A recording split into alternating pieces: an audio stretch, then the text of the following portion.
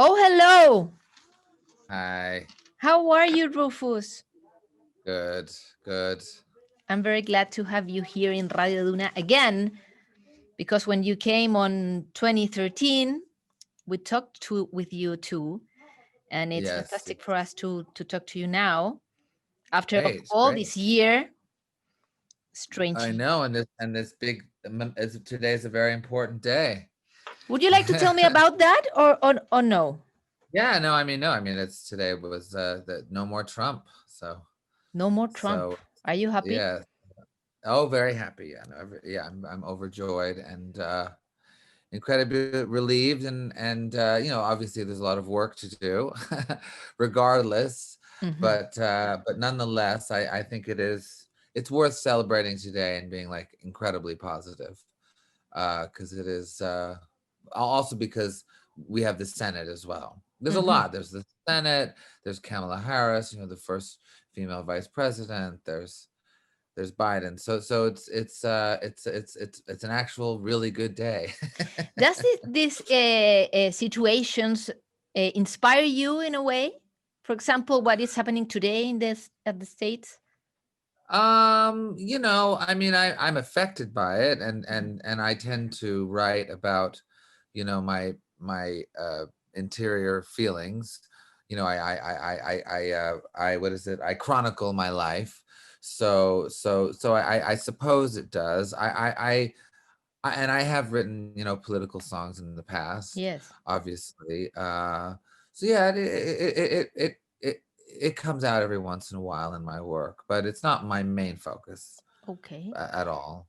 But Well, yeah. I'm going to take you to a more superficial subject because I Okay. want to know, and everybody here wants to know about your robes and why are not Right. you are not wearing one of them. How Oh, this idea of the tunes and to yeah, play the piano with your robe yeah, yeah, come up, and how have you keep it along all this time? yeah.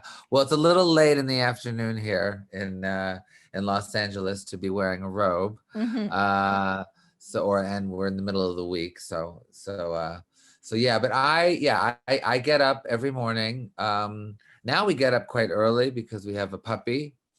Oh So yes, we're getting Siegfried. up.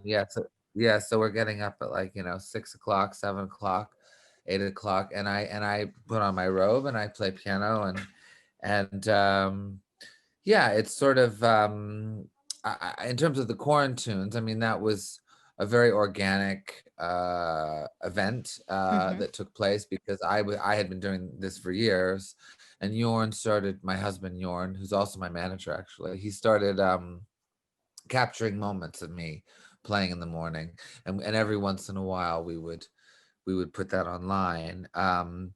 Or on Instagram, sorry. And then but then the day the real lockdown started, when this was in March, I think, and it was obvious that we were in for some troubling times. Hmm. My Jorn said, why don't we should just do a song a day, from the house. But maybe you And think that will happen for a few days or a few weeks, not a yeah, whole no, yeah, no, year. yeah, no, I know it happened. I did it for 60 days. I did it for 60 Okay. days. And then I did it again recently over the holidays, just especially because here in California, it's basically become ground zero for COVID. I mean, I think it's the worst in the world Hmm. at the moment.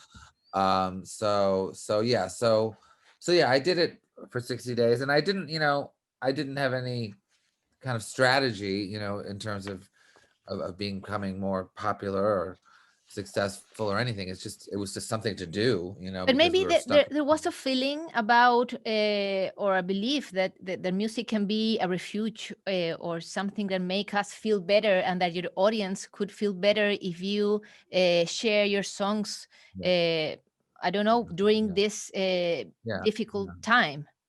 yeah. Well, I think it's what you would call a double-edged sword, in the sense, on one hand, yes, it was a wonderful gesture, in the sense, like, I did want to, help people, and I also loved, receiving messages from people, about how much They enjoyed it. It was this, giving of love at a very dark time.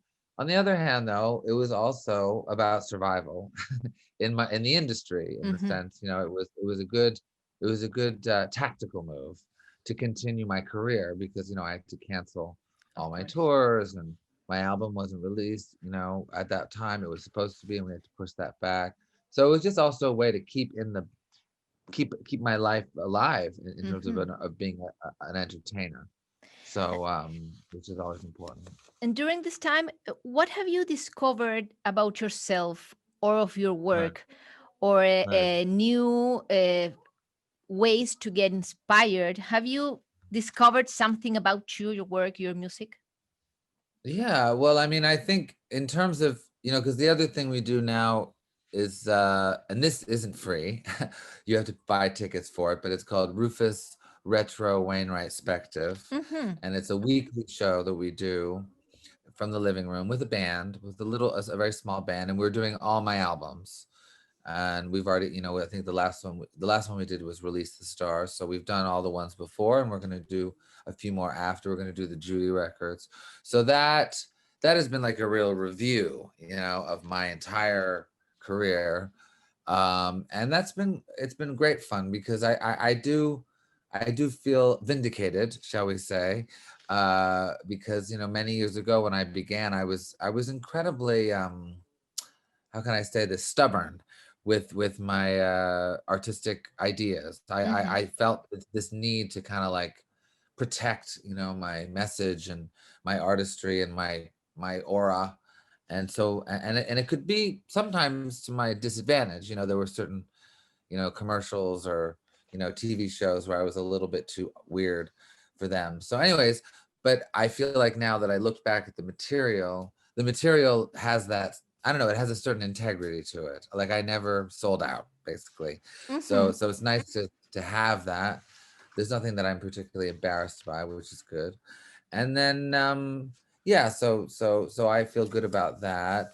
Uh the other thing that's very important is that everybody's always asked me for years, even though I've written two operas and stuff, but like when am I going to write a musical, for Yes. Broadway and something that's or the West End in London or something like that.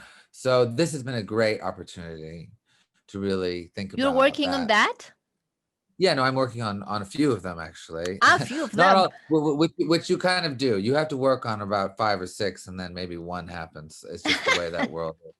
But I've really started focusing on something for the theater with my songs and with my songwriting. So that's been and the pandemic and having no tours has really helped me, I want to ask concentrate. you about that because you published this new album and Follow the Rules in this strange year. I Yeah, I think you had a plan to tour and make shows yeah, and share the songs and present them in the old yeah, way, and now you yeah, have to rebuild the strategy to present it in an absolutely different way that maybe that you have thought. How much yeah, did yeah. you take to decide and say, okay, this is not going back? I have to think forward Right, what I'm going to do right. with this album now. Yeah, yeah. I mean, it'll be interesting, because we're gonna try to go out again in the summer, probably in Europe. I don't think I can bring a big band, with me, and I don't think I'll be making as much money as I used to, and the audiences won't be as large, just because of COVID. But so yeah, I think it's a new universe for everybody. I think the main thing is that and it's a positive thing in the sense that we're all in this together. Hmm. I think even whether it's me or the audience, this is going to be kind of new territory, and I think there'll be a sense of discovery and also a sense of, I don't know, maybe of appreciation for what before we thought was just there and not that special. So now going to a show will be kind of maybe more of a spiritual experience, because Hmm. it is rare. About that replanning, do you think that now the relation has changed regarding the options that technology maybe has offered now to music this season, that has been everything different. For a while, for example, streaming has been something that musicians don't feel absolutely comfortable there or about that. And now it offers maybe more platforms and solutions that you haven't seen before. And now you can value them. Yeah, well, I strongly feel that streaming music and concerts and performances and, events is here to stay, in the sense, like, I think it will be both. I think people will go to concerts, but they will also some people have really enjoyed, just having all of this at their fingertips. And, and it is a good way to actually make money, because it is, you don't spend cash on gas. You don't have to buy plane tickets for everybody. So I think it'll be both. And that's a really good thing, because I mean, before the pandemic, I was how shall I say this? I was a bit snobby about about the internet. I kind of felt it to be so, sinister and kind of for, people who kind of gave up on like real life. And, I just kind of put it in this box, and now, of course, I have as well as everybody, have this, new appreciation for all the good it can do, for real, because it's done a lot of good, the internet, and it's done a lot of bad too, obviously, but it's done surprisingly good, I think, as well. And for the audience, it's a new experience to feel their artist more closer. I can see the books that you have behind. I can see your house.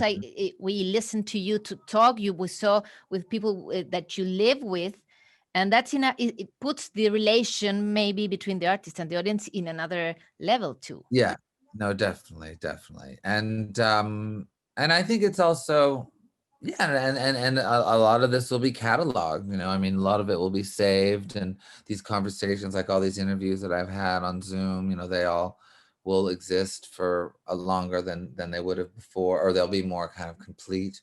So yeah, it's an interesting era. It's and maybe just today, because of Trump being away, finally everything's going to be great. Yes, everything's going to be great.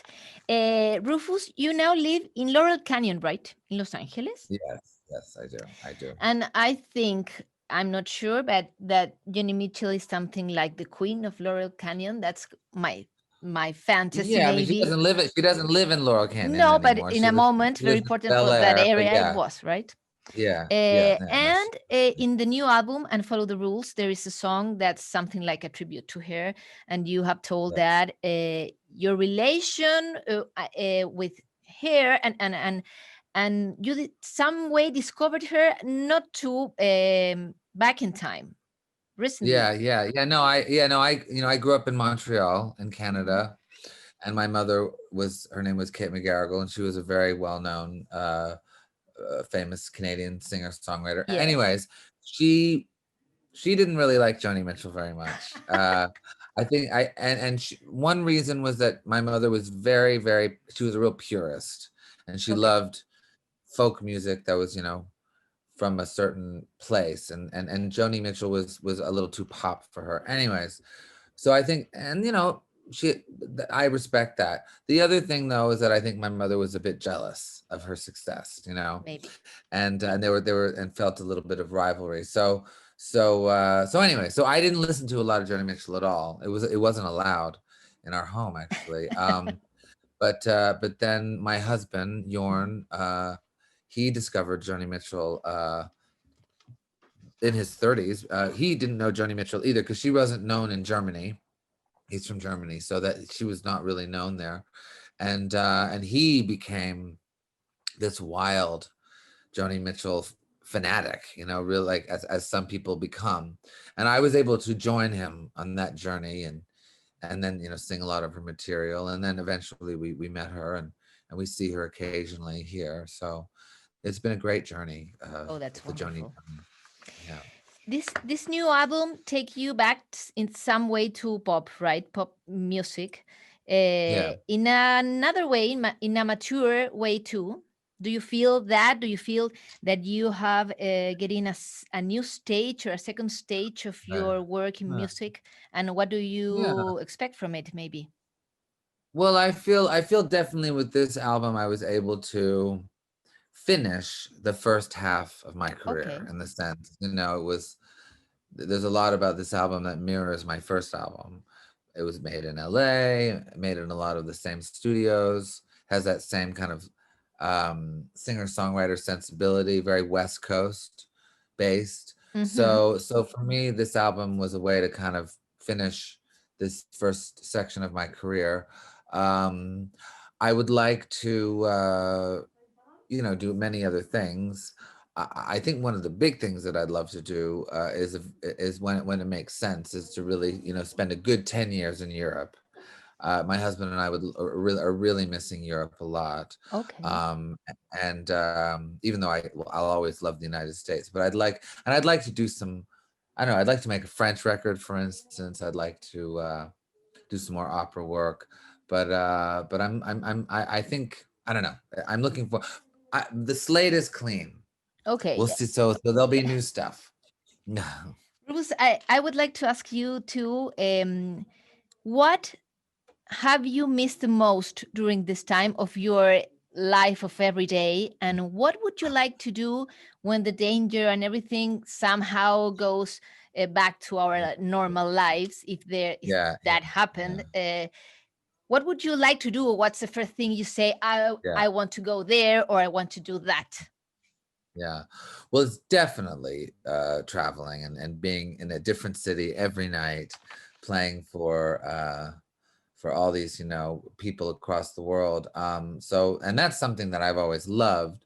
But so I miss that terribly. I think also I don't know. I miss and I don't know if we'll ever get it back. I just miss that sense of not having to think about anything. Just of being completely blank and walking out of the house and just who knows what the day will bring. And And now we always have worried. to be yeah, and so that innocence. I don't know if we'll regain that innocence. I think maybe our kids, I have a daughter who's 9, and I think she'll feel innocent again. I mean, I think for little kids this has been a difficult time, but I think when Mhm. in a few years after things have gotten back, um they will regain some of their innocence. But I think for us, for me, it's we no longer will be totally innocent, which is sad, but maybe that's also we'll be more careful, more conscientious, more Maybe. caring. I have some questions of the audience of Radio Luna that I want to Okay. share. The ones I can for the time. They Okay. want to know maybe which one is your favorite hobby. Oh, my favorite hobby. I would say we have speaking of books. I mean, this is our library. We just built this library actually, and it's quite beautiful. Hmm. And so one of the hobbies that I've gotten into is getting first edition books. Oh, Collecting old books. which one Uh, is your favorite uh, from your first edition? well, I mean, for Your Christmas, treasure. I got. Well, for Christmas, I got my husband a first edition, the Women in Love Hmm. by D.H. Lawrence. Wow. Um, yeah, and there's also I have a first edition Petit Prince book by Antoine de Saint-Exupéry, and I have so yeah, we're kind of looking to get some really amazing old Mhm. books. So yeah, we're looking at old books. That's wonderful. They want to know too if you play Minecraft or maybe another game Yeah. online. Yeah. Well, So that's fun. I don't, but my daughter has asked about Minecraft. I have no idea what it is, but my daughter has been asking to do it. So I imagine I'll know more about it soon. What My daughter wants to musicians do it. maybe, and if talking about books, which writers inspire you today? Yeah. Well, right now I'm reading a lot of John Updike. Oh. So yeah, so I'm reading. I'm in a John up. I'm trying to finish his 4 books. You know, the Mhm. Rabbit books. So, and I'm almost done the third one. I have one last one to go. So, and that's actually a very interesting thing to read right now in terms of what's going on in America, because it's sort of, you see the roots of a lot of this divide. You know, that we've had to deal with for the last 4 Mhm. years. And what are you listening? Maybe new musicians What or am I listening classic to? ones? Yeah. At the moment, I'm listening to, what am I listening to? I've been actually listening to a lot of Linda Ronstadt. uh, because she actually sang a lot of my mother's songs. That I really started listening to those old records that she made, which are pretty astounding. So yeah, Linda Ronstadt at the moment. Okay. To finish, Rufus, the audience want to know how many robes do you have at home? Oh, I only have about 4 or 5. That's a lot. Well, I guess so. I guess so. But but I will say, my fans have often, there was a lot of times when my fans would bring me scarves Hmm. and brooches, and I love that. But maybe now bring me robes. Oh yes, and I was thinking that maybe you could design for merch a robe that we could Yeah, have. yeah, there should be a Mhm. Rufus robe. You That's should. actually a Okay, Rufus, thank you for your time. Thank you thank for the you. conversation, the songs, and we are very happy that you've been participating in this festival, Santiago Amili, Great. It was here great for fun. the audience in Chile. Hope you come Okay, soon great. back too. Yes, yes. I will be back. Okay, Rufus, Okay. thank you. Goodbye. Bye-bye. Bye.